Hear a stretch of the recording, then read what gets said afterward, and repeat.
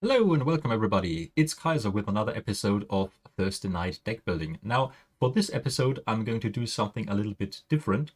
As you can see here, I have some physical cards today. That's because I'm going to take this deck into a tournament in a few hours, and then afterwards I'm going to do a little debriefing to tell you how it went, whether those ideas worked out or whether the deck fell flat on its face and I lost every game. And of course, we'll also do our Christmas raffle with 3 lucky winners, and we will start with one right now. I will do another one after the deck presentation and another one right at the end after the debriefing when I get back tomorrow. So if you want to skip through the boring parts and just look at the winners, feel free to do so, but be aware that it also means you are a greedy Ferengi. Okay, so let's have a look.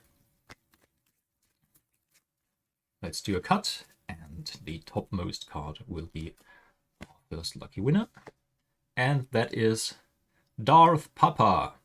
Darth Papa, congratulations. I don't know who you are, but shoot me a message on YouTube or if you're in the Star Trek CCG Facebook group, and then we can work how to get this grab pack your way. Okay, congratulations, Darth Papa.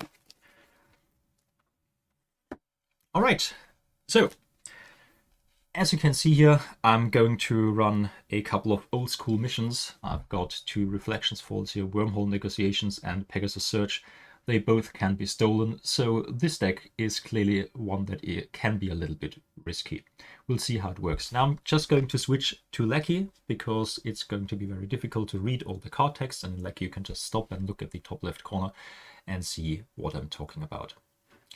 All right, so as I said last time, I'm trying to have a look at the new original series Klingons, but I'm not original series, classic films period Klingons.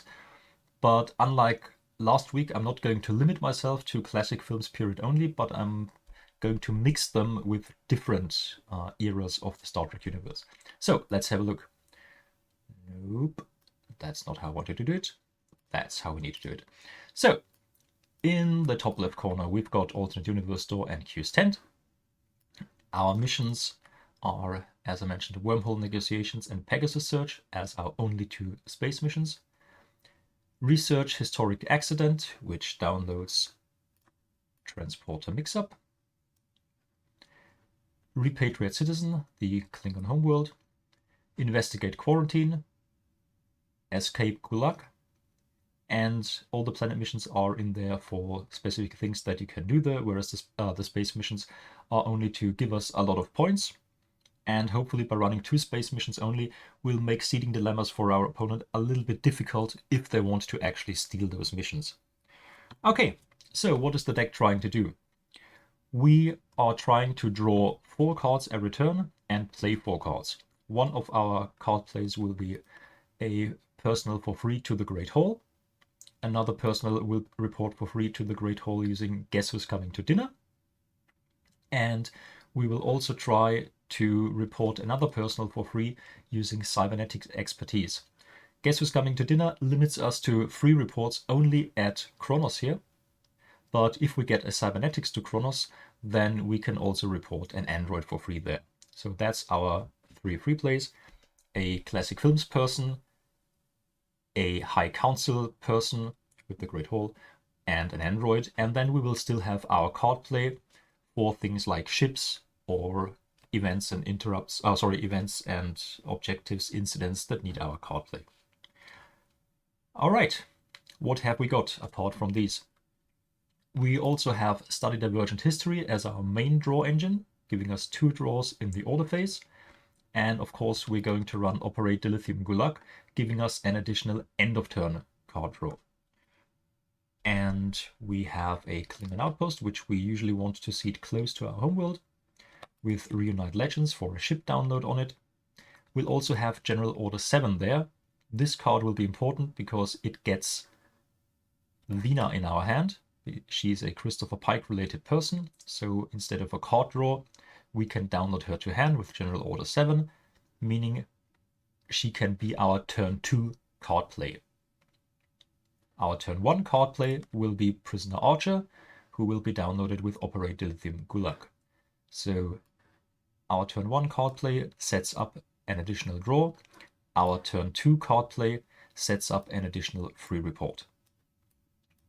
Apart from these, we will always try and report a guy for free with the Great Hall, a guy for free with Guess Who's Coming to Dinner, and starting on turn 3 at the latest, we will also be able to report an android for free. Let's have a look at the people we've got. We've got a good selection of classic films personnel, so these are the people who report for free using Guess Who's Coming to Dinner. Then we have High Council personnel that report for free to the Great Hall, and as you can see, they are from all eras of the Star Trek universe. Martok from DS9, Capta from the Next Generation, Governor Kor from the original series, Klang from Enterprise, Korath from Voyager, and of course there is also Kahless himself. Apart from these, there are also guys that qualify for both of these report engines here, because they are both classic films personnel and High Council personnel. So Kimball, who looks great on paper, medical biology, exobiology, geology, a really good skill setup. I'm running 2 copies of him because I think he can be very good against certain dilemmas. Of course, Chancellor Gorkon, General Chang, and a few others. Guess Who's Coming to Dinner also has the ability to download, in place of your normal card draw to hand, a classic films personnel with High Council in lore. So this can be, for example, General Chang, meaning you have easy access to an anthropology personnel, which can be important against some dilemmas, and also it's one of the skills needed for Investigate Quarantine. Or you can get Brigadier Curler into hand that way, who can in turn download Chancellor Gorkon. Or General Cord, who has navigation for Pegasus search. So that's really very limited but useful dialer skill engine nonetheless. And of course we've got a smattering of androids. Lore usually won't report for free because we want him in play on turn 2, because we are running the crystalline entity in our dilemma setup. So he will usually be our defend homeworld download on turn 2, just to make sure we have him in play early. Then, as you can see, we've got androids with great attributes and skills. And one of the big skill gaps that the android selection here is filling is the gender ratio. The Klingon classic films personnel don't have a lot of females in there. With the androids, we have really good personnel in Raina Kapak or the Alice series and Andrea, and with Veena herself. We have several females that we can use to get through the gender dilemmas, or at least increase our chances to do that. All right. Since we're running high point missions that can be stolen, I'm seeding HQ defensive measures, which gives us a 3-turn window to protect these missions. I will be running Take Us Out. If all our ships in play are classic films, they are range and shields +2 while uncloaked. So that's well worth a seed slot, even though it limits us to these ships here. With range +2 and shields +2, they are quite decent. And then, of course, we have assigned mission specialists, and we download Karnok and Vecma with them, though it doesn't really matter who else apart from Karnok we use here. It only matters that it's a universal mission specialist from the Alpha Quadrant. All right. I'm going to have a look at the other cards in the deck in a moment. I'm just going to explain how the first turn is supposed to work. So we will play 2 personnel for free. Before we get to play our personnel, it's important that we remember to use Operate Dilithium Gulag once per game. At the start of your turn, download to hand 1 personnel with Ruler, Pente, and Lore to hand. This is always going to be Prisoner Archer. And then, since his special skill says may report to Ruler Pente, no matter where on the space line that mission ends up, we can report him there with our regular card play to set up our extra card draw. So that's our card play, and let's just say we managed to play a High Council personnel, a Classic Films personnel, and a High Council personnel to our homeworld. Then we are going to use Reunite Legends to download a Classic Films icon chip. Unless you have it in starting hand, this is going to be the Kronos 1, which can be staffed by Karnok. So these two mission specialists fly home. So don't seed your outpost further away than 9 span from your homeworld. Otherwise you can't reach it on turn 1. Then our 2 mission specialists, who happen to be universal, will beam down. Then they will beam back up to the ship. Transporter mix-up will be used to turn them into Mirror Quadrant Universal Personnel. Let's discard them, and from the queue's tent, let's get out Theta and Marauder. They both have special downloads. They get a Mirror Dagger. Where is it? Not here. There it is. And they also put lower decks into play, so all our universal personnel are attributes +2 from the lower decks. And with the dagger, we have a slight strength bonus as well.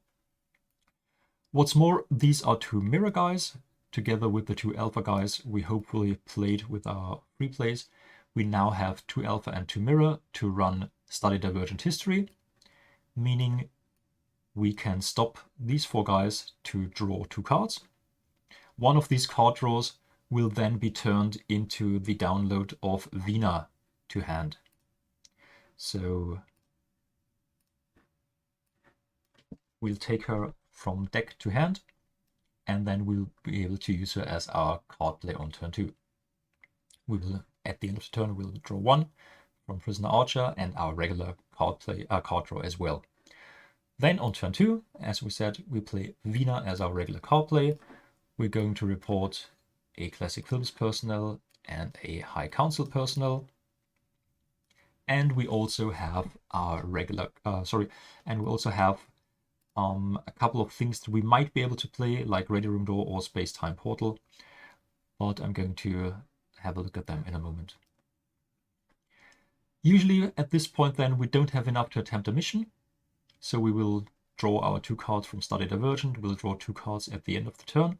Before we end our turn, don't forget to pitch Defend Homeworld to get lore into play, unless you have them in hand and feel confident that your opponent won't be able to get through your initial dilemmas first. So then we are basically set up. On the start of our 3rd turn, Vina is going to select a skill. She is going to select Cybernetics, meaning we can now report an android for free.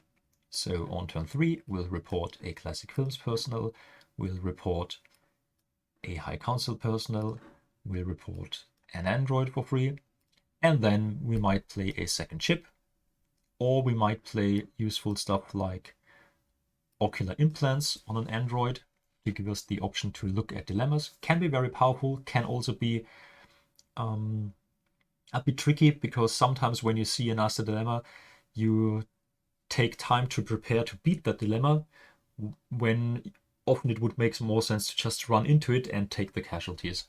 But that's really something that you have to figure out how you are most comfortable with it. And that's already it. We play 3 guys for free. We play a ship or a 4th personnel, and we get to draw 4 cards, and then hopefully we can complete Pegasus Search and either investigate Quarantine or our homeworld using the HQ Secure Homeworld objective that we can download with Guess Who's Coming to Dinner at the end of our turn, and then play for free with the Great Hall. And hopefully that gets us to 100. How does it work? Pegasus Search is worth 50. Investigate Quarantine and Repatriate Citizen will be worth 35. We have 2 mission specialists in the deck that can report for free. Kel is a High Council member. Kalis is an Emperor, so they both report for free using the Great Hall.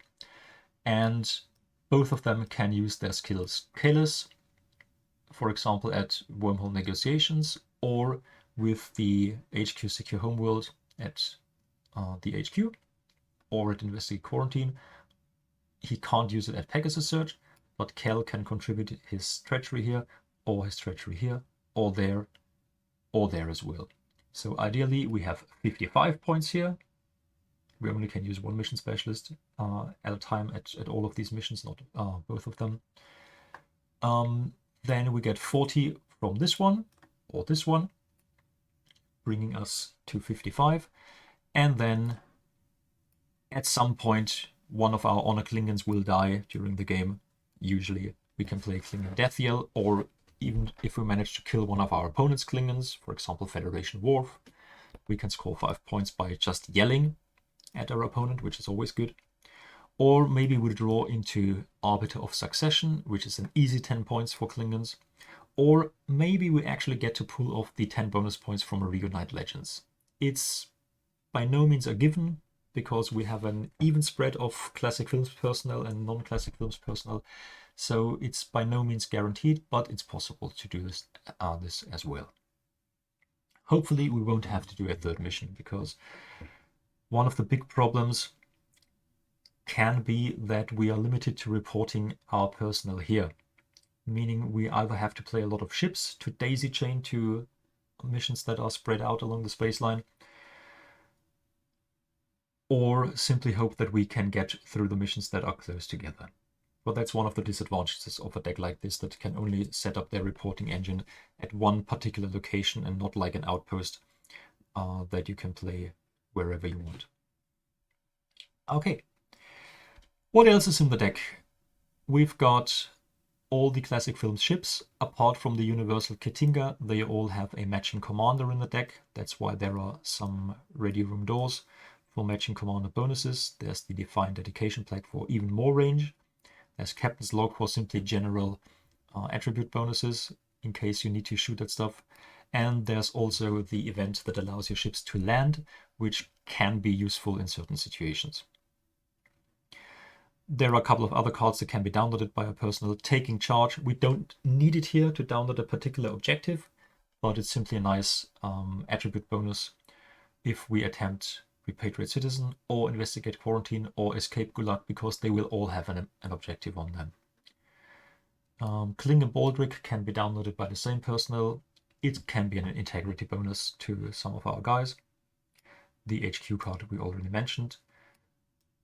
The Crazy Cat Lady is in here for a dilemma combo. Okay. There is also HQ Executive Orders, which can be used for card draws, and you might think that it could be very useful with all these different property logos here. In my test draws, it wasn't actually that useful. I'm still keeping it in. Maybe download it to generate a couple of extra draws. But I'm not particularly convinced by it. One that is much more useful, or is going to be much more useful, I think, is HQ War Room, which gives us a Cunning and Strength bonus to a lot of our guys. And I'm also using Assign Mission Specialists.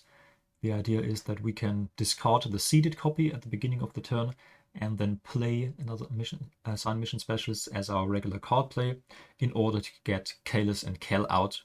So simply for more chances of getting to our bonus point guys. And that's about it. Okay, what about dilemmas? I will be running a lot of kill dilemmas here.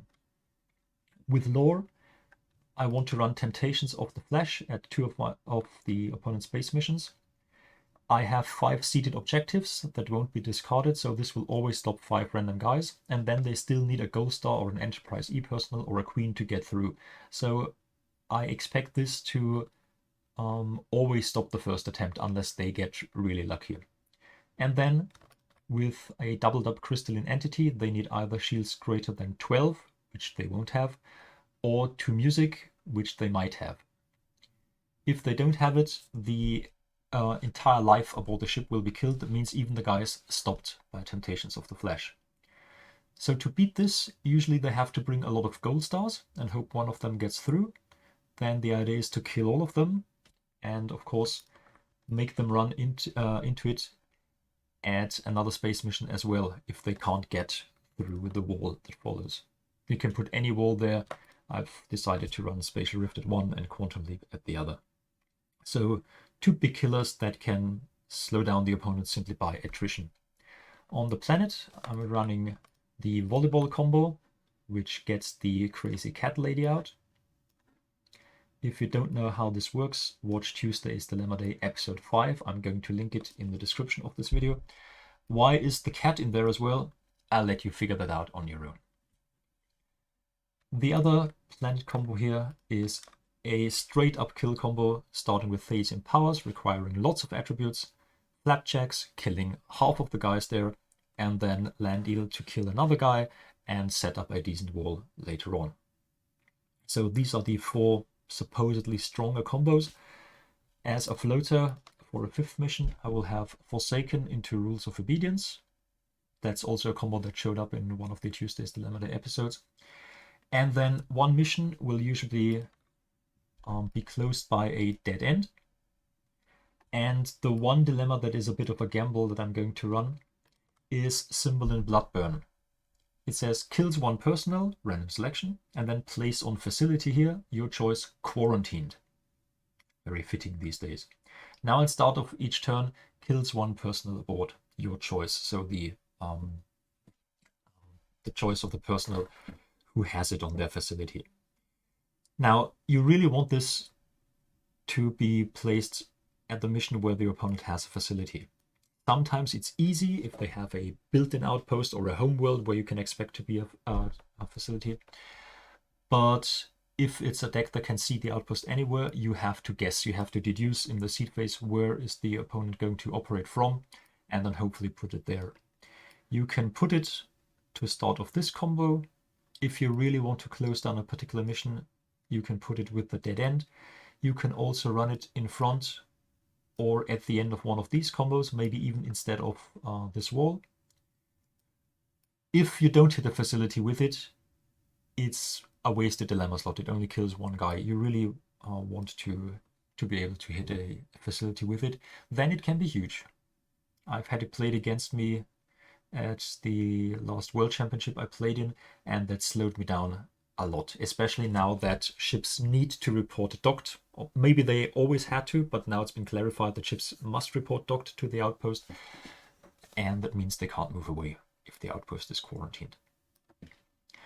Okay, so I have no idea how this is going to work.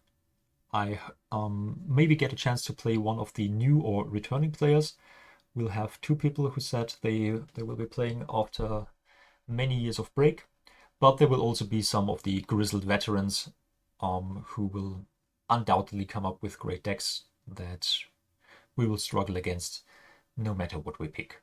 Okay, I'm going to choose one more raffle winner now, then I'm going to get ready to go to the tournament, and when I'm back and sober again, I'm trying to give you a little debriefing and pick the last winner. So, who is going to join Darth Papa as our next winner here?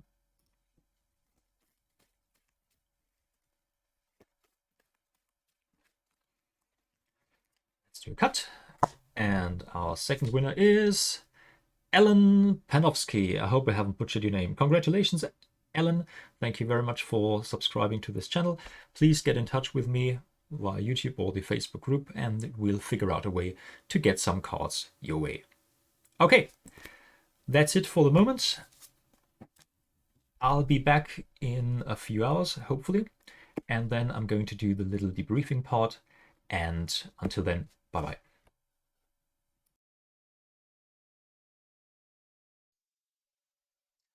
Hello, welcome back. So, the tournament is over. I have to thank Peter very much for hosting and all the guys for coming out. How did our deck do?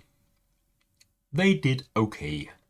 Out of 6 players, I came in second.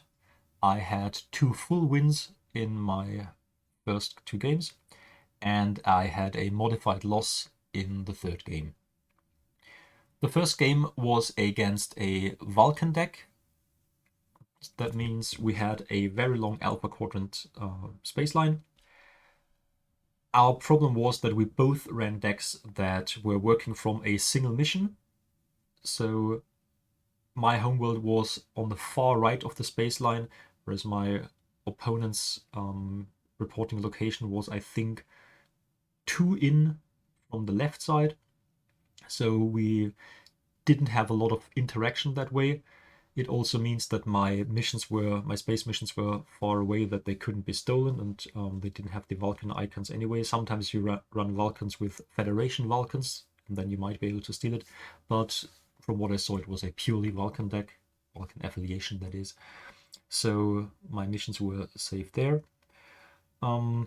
The biggest play, I think, here was the Kronos 1, which is the ship of choice to download with Reunite Legends in a Klingon deck, because it simply can dial any skill in the middle of a mission attempt. In this case, it allowed me to download a second copy of Kimball when I already had another Kimball on the planet, to get through a medical crisis dilemma for a mission completion that put me in the driver's seat for the rest of the game. So that was super useful. In my second game, I played against a very interesting hologram deck using Voyager holograms, the revised Chakotay and all those things. And when I saw the deck, I knew that it's going to be trouble for my deck, because with all those holograms, all my kill dilemmas will be useless. The holograms will simply be deactivated, but they can be turned on. Now, I almost managed to lock my opponent out on turn 2, because they ran into, like everyone else did, the Temptations of the Flash Crystalline Entity combo, and it deactivated all their holograms, which wouldn't be a big deal as long as they have a way to report another active personnel, so a proper Flesh and Blood personnel or another activated hologram there, in order to turn on the holograms again. But apparently there wasn't a way to do so. So this might have been the game already, until we realized my opponent can cheat out of the dilemma using Anastasia Komananov with the smoke bomb download, and then they were safe. And from then on, it was a very close game. My opponent managed to do 3 missions and was already on more than 100 points, but since they were playing in the Delta Quadrant, they need to play to 140. So I just barely managed to get to 100. I think it was already in overtime. So in the end, the score was 100 points to me, 100 points to my opponent, but my opponent didn't have the requirements to win the game in OTF format if you don't have an Alpha Quadrant mission completed. So that was super close and a very entertaining game, as always, against these players. And my third game was a loss. I ended up not on 0 points. Technically, I had 15 points from a Klingon Death Yell and the Arbiter of Succession, but they don't count if you don't score any mission points. While my opponent completed a single mission in overtime. So time ended when it was my turn. If I had managed to hold my opponent off for one more turn, it would have been a true tie at this point, but I was completely outplayed. My deck just couldn't compete with the other deck. I'm not going to spoil it, since it's a very powerful deck, and I suppose my opponent might be using it in the future as well. Suffice it to say that nobody yesterday managed to actually complete a mission against the deck that beat me. I didn't, and none of the other players managed to get a foot on the ground. It's a very powerful deck, very entertaining, and I suppose there are some counters to it, but my deck wasn't prepared for that. So overall, I can say I'm happy with the deck performed. I probably would have lost against the deck that beat me with almost any other deck I could have chosen, but in the other games it worked quite fine. I'm just going to mention a couple of cards here. Operator Dilithium, Gulag, and Prisoner Archer worked all the time. Nobody bothered to get rid of Prisoner Archer, either because they were in a different quadrant or it was simply too far away to make it worth a while to kill Archer. So that was super useful in every game. HQ defensive measures, I didn't need at all. One of the decks I played against didn't have the affiliations that could steal my missions. Another was playing in the Delta Quadrant and apparently didn't have a way to get over to the Alpha Quadrant. And another deck also didn't have a way to reach my missions easily, so This is a seed slot that I didn't need, but still it's a useful card, and just as a deterrent, it might be useful to have it on the table. Maybe some of my opponents had a way and just didn't do it because they knew that this was here. Temptations of the Flash into Crystalline Entity worked well. It wiped out a full crew in all of my games. I suppose in one game my opponent said they knew it was coming, they didn't bother playing around it because they only sent in guys that they didn't need anyway, but still, I suppose it's thinned out the skill matrix a little bit. Symbol in Bloodburn, difficult to evaluate. Two of my opponents didn't have a single facility in the deck. They were reporting to a time location and operated from there. So it was a completely useless dilemma in those two games. In another game, it, I think, bought me 4 turns because I managed to put it at the mission where where an outpost was, and I also had it at the last dilemma. Usually it's one you expect to see early on, but I had it as the last dilemma, and I didn't remember I put it last. I thought I had put it in first, but by sheer luck, I apparently placed it in the wrong spot and had it as the last dilemma there. And that meant my opponent couldn't get their people out of quarantine from the outpost for 4 turns. And that at least allowed me to stay in the game. Otherwise, I would have lost a lot earlier. The androids, super happy with them. They provide good skills. I think it's worth using the Vina setup. You could also use Sooner and Reflection Therapy to get cybernetics, but then you don't have access to the Defend Homeworld download of lore. So I think that's something that you could keep. Spot. I managed to put Spot in the game. And as I said, I'm not going to tell you what you can do with him, but he has an ability that can be useful. Klingon Classic Film guys. I'm not sure about them. There are some guys like here Kimball who has good skills. Otherwise, they're a bit unexciting. They have skills, yes, but they don't have those super useful abilities that you find on original series people. Whereas the Reunite Legends ship download of such a powerful ship like here the Kronos 1, or in the Federation decks the Starship Enterprise, they can download any personal or USS Enterprise A actually. That's one of the most powerful abilities in the game, hands down. Ocular Implants, I managed to play it in every game. It was nullified in one of them, but I was able to peek at some dilemmas. But I think in one game it actually didn't matter at all, because the personal was killed before I could look at the decisive dilemma. So you might cut it. If you have the card plays available, you can keep it in. The extra copies of Assigned Mission Specialists were definitely useful because they allowed me much easier access to my bonus points, and without it, I probably would have ended my first 2 games on a modified win instead of a full win. So overall, I'm quite happy with how the deck played out. All right, so let's have a look at the last winner of our little Christmas raffle. If I remember correctly, we had Darth Papa and Ellen, who already have a grab pack set aside for them. And the last person of our 2021 raffle to get a Star Trek CCG grab pack is going to be Julio Galinaro Maranhão. I suppose that's Portuguese or Brazilian, I don't know. Julio, if you get in touch with me, I will send a grab pack your way. Congratulations. Okay, so that's already everything for this week or for this year.